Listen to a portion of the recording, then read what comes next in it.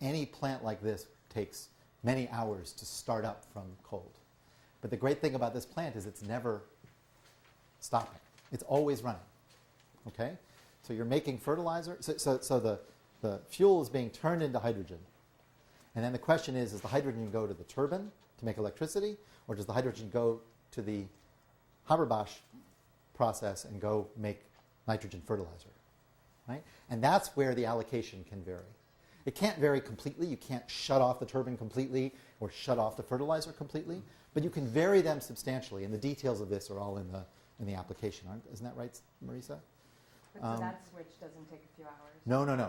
Now, it's not going to deal with it so quickly that it can deal with minute-to-minute changes in wind, for example, or a cloud blank that suddenly comes in over Santa Monica and wipes out all those photovoltaic devices because it's a cloudy day over the coast.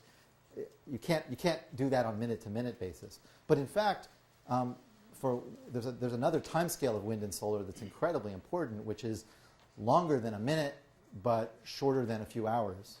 And that's, in terms of,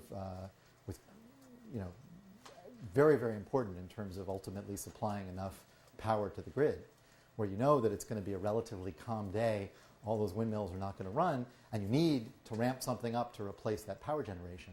As you put more and more wind and solar on the grid in California, and hopefully in the rest of the country, this is going to be more and more important. And so this sort of flexible power output, it doesn't deal with the minute-to-minute changes, and there are other technologies and strategies for dealing with those very short time scale changes.